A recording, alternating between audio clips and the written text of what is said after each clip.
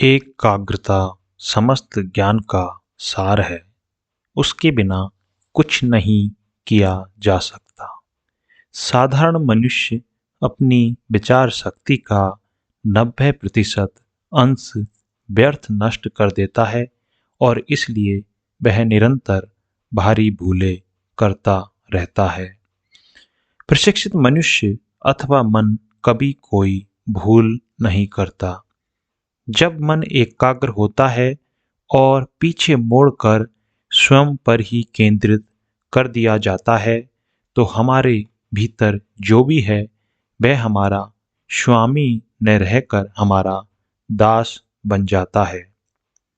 यूनानियों ने अपने मन की एकाग्रता को बाह्य संसार पर केंद्रित किया और परिणाम स्वरूप उन्होंने कला, साहित्य आदि में पूर्णता प्राप्त की।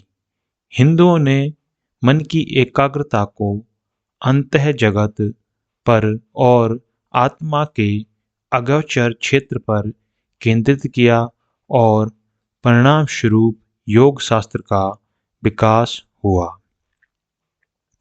इच्छा शक्ति, मन और इंद्रियों को बस में रखना योग है।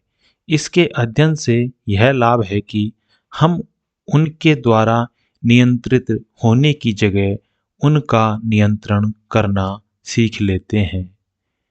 चित्त तह के ऊपर तह प्रतीत होता है। हमारा वास्तविक लक्ष्य यह है कि इन सभी मध्यवर्ती तहों को पार कर ईश्वर को प्राप्त करे। योग का साध्य और लक्ष्य ईश्वर प्राप्ति है। ऐसा करने के लिए हमें सापेक्ष ज्ञान और इंद्रिय जगत से परे जाना ही पड़ेगा। इंद्रियों को वश में करने का केवल एक उपाय है, उसका दर्शन करना जो इस जगत में सत्य है। बस तभी हम सचमुच जितेंद्रिय हो सकते हैं। मन को लघु से लघुतर सीमाओं में समेटना ही एकाग्रता है। इस प्रकार मन को संयमित करने के 8 अंग है। पहला यम है, जिसमें मन को बहिर्मुखी होने से रोका जाता है। इसमें सभी प्रकार की नैतिकता सम्मिलित है। कोई दुर्भाव न आने दो, किसी प्राणी की हिंसा मत करो। यदि तुम 12 बरस तक कोई हिंसा ना करो तो सिंह बाघ भी तुम्हारे सामने विनम्र हो जाएंगे। सत्य के व्रत का पालन करो। 12 वर्ष तक मनसा, वाचा और कर्मणा पूर्ण सत्य का अनुष्ठान करने से मनुष्य जो भी इच्छा करे वह पूरी हो जाएगी। विचार, वचन और कर्म से पवित्र बनो। पवित्रता सभी धर्मों का आधार है। ब्रह्मचर्य नितांत आवश्यक है।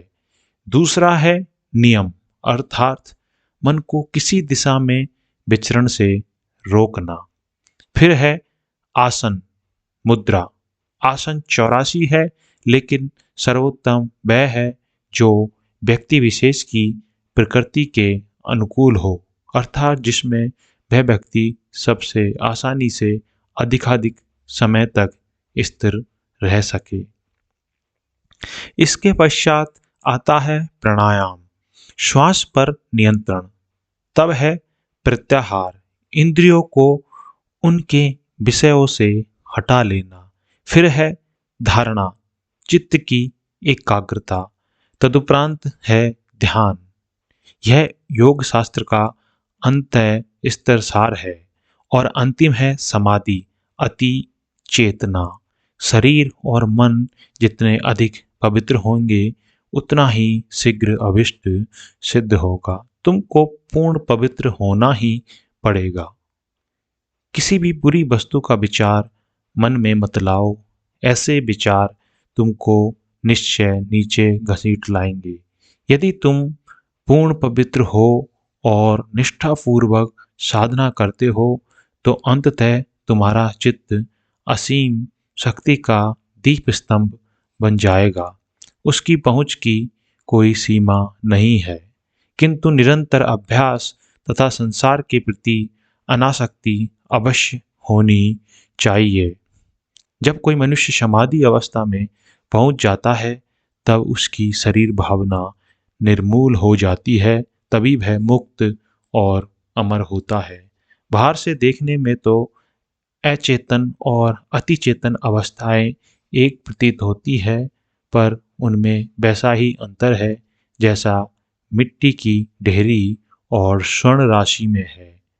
जिसने अपनी संपूर्ण आत्मा ईश्वर को समर्पित कर दी है, वही समाधि की भूमिका में पहुंचता है।